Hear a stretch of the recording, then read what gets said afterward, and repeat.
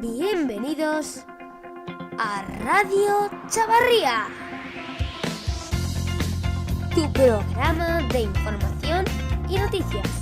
Pues sean bienvenidos una semana más a Radio Chavarría, en la semana en la que Reino Unido acepta pagar hasta 45.000 millones de euros por salir de la Unión Europea. A continuación analizaremos ese pacto como las protestas que están sucediendo contra la decisión de Trump, su último ingenio, el mover la embajada. Luego también hablaremos de las elecciones catalanas, que hay mucha actualidad.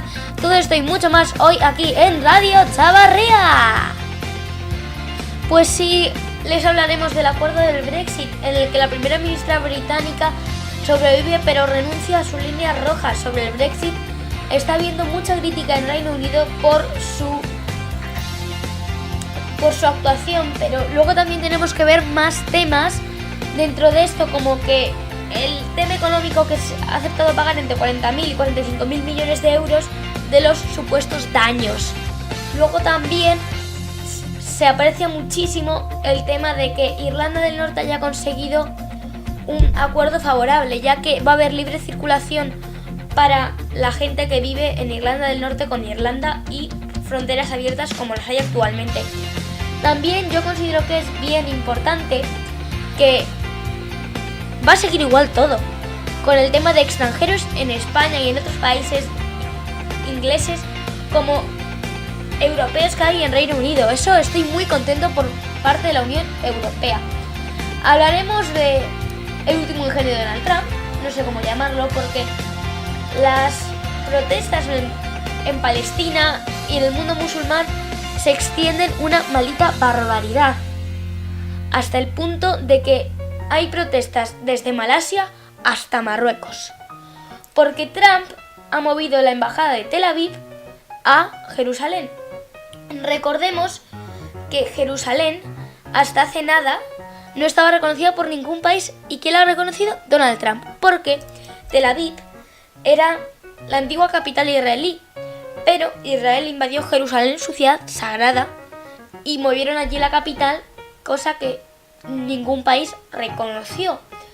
También destaco de que ya hay 2 muertos por su ingenio. ¿En qué día abriría la boquita? Luego, les voy a ser sinceros, hay que hablar de Cataluña una semana más. Empezaremos diciendo una encuestita, sí, que es que el secesionismo pierde la mayoría absoluta según el CIS. Esquerra Republicana y Ciudadanos empatan. Hacía mucho tiempo que no se veía una campaña tan apasionada. Ambos tienen 32 escaños, aunque dicen que a Ciudadanos le puede perder la ley electoral catalana, ya que beneficia a partidos independentistas. Sin embargo, luego tendríamos como tercera fuerza Junts per Catalunya, claramente con 26 escaños, como cuarta el PSC con 21, luego la CUP y En Comú Podem estarían empatados con 9 y en último puesto el PP. En mi opinión es un resultado que deja que desear para algunos, pero que hay gente que está muy contenta con ellos, entre ellos yo.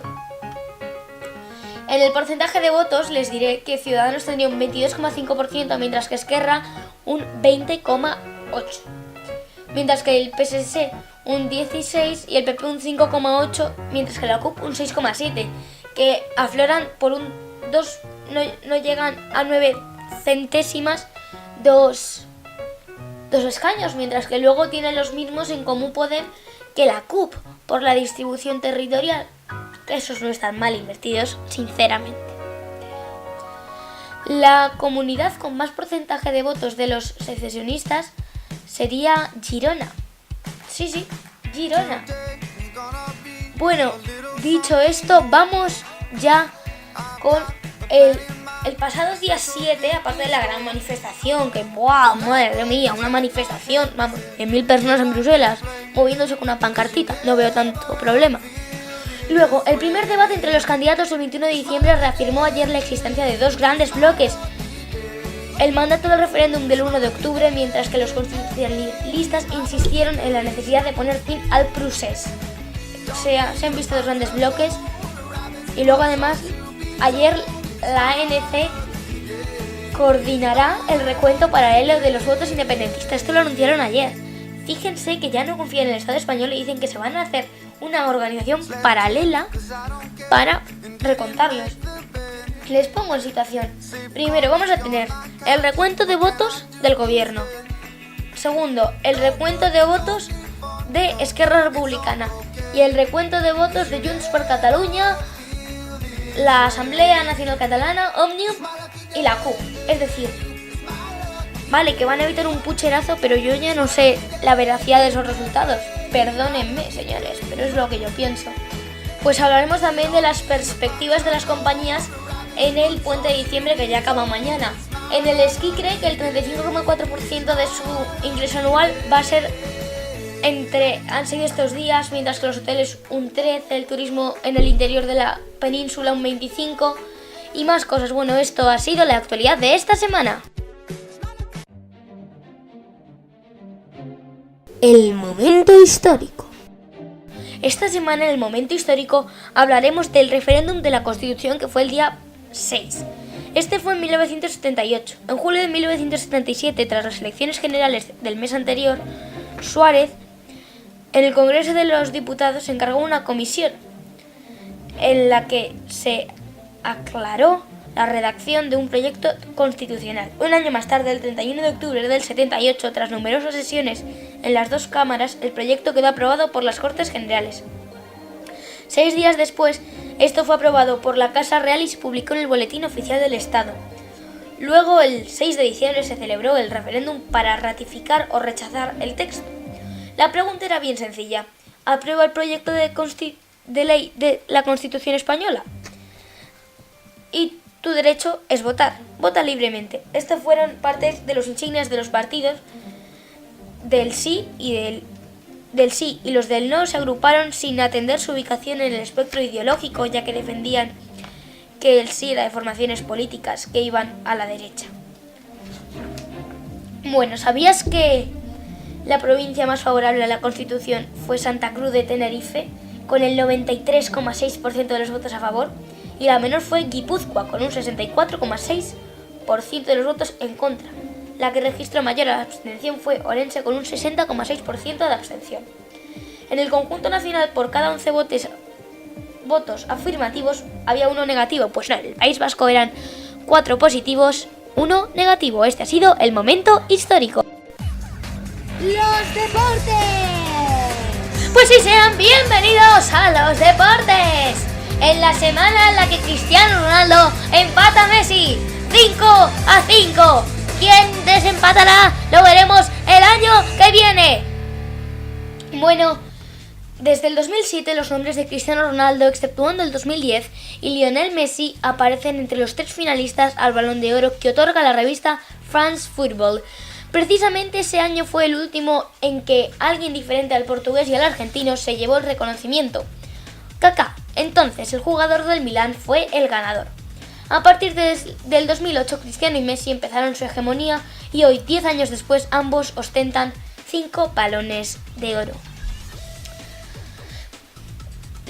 Yo me pregunto, si no hubieran ganado estos dos jugadores todos estos balones de oro, ¿quién se los podrían haber llevado? Y yo pensando, deducido que podría ser Torres, Xavi, Iniesta, Neymar, Mbappé, etcétera, etcétera. Luego, ahora yo me pregunto una cosa. ¿Quién puede romper la hegemonía? ¿Quién puede conseguir que dejen de ser estos dos jugadores los tops?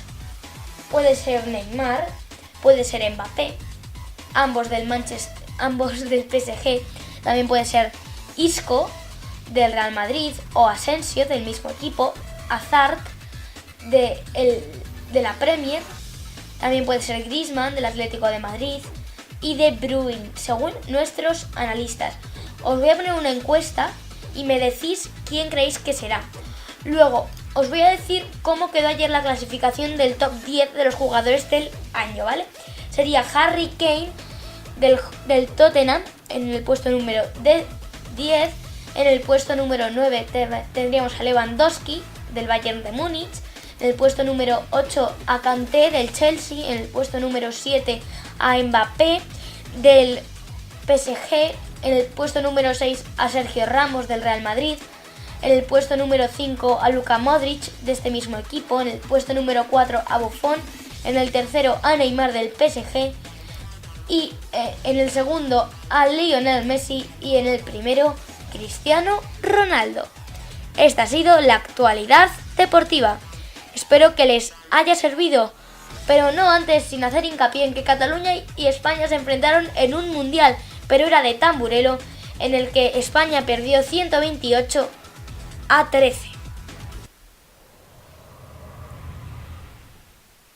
El Zoom. Esta semana en el Zoom hablaremos de Israel y en especial de sus fuerzas armadas, aprovechando el momento que están pasando ahora mismo.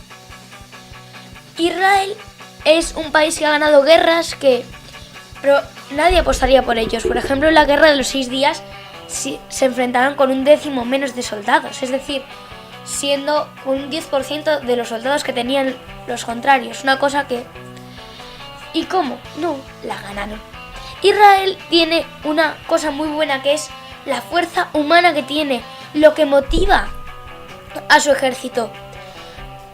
Son conscientes de que son tan pocos hombres que tienen que tener una fuerza humana impresionante. Por ejemplo, los tanques suelen tener el motor detrás para que si hay algún proyectil que impacte en el tanque, que se pueda seguir moviendo. Pues la industria israelí armamentística los pone delante para poder salvar a alguna persona. También es un ejército en el que las tomas de decisiones son más individualistas, más, ¿cómo decirlo?, que son menos burocráticas, ya que, por ejemplo, en Siria el ejército israelí quema su base y tienen que llamar a la base central. Pues no, el ejército israelí directamente toma la decisión de ir a atacar y no se espera a llamar a la central cuando se da cuenta de que el teléfono de la central está cortado y el edificio está quemado. También, por ejemplo, cuando ustedes pónganse en situación, luego encima tienen una industria armamentística su país muy desarrollada. Es cierto que tienen un gran apoyo del Estado principal armamentísticamente hablando, de Estados Unidos, pero ellos tienen una economía muy desarrollada en el sentido armamentístico. También, además, tenemos que tener en cuenta una cosa muy importante, yo diría, para su economía, ya que a base de pequeñas aportaciones, y porque, por ejemplo, Arabia Saudí es un super mega ejército, pero no les sirve de nada, no tienen fuerzas motivadas, no tienen a gente que lo puedan hacer bien en ese sentido. ¿Para qué les sirve? Sin embargo, Israel tiene los puntos fuertes que tiene que tener un ejército para que funcione mejor. Bueno, pero dirán, ¿pero por qué solo hablas de las cosas buenas del ejército israelí? Pues tendrán que esperar algunas semanas más adelante para hablar de sus puntos débiles. Hasta la semana que viene. Como siempre, ha sido un placer estar con todos ustedes. ¡Adiós!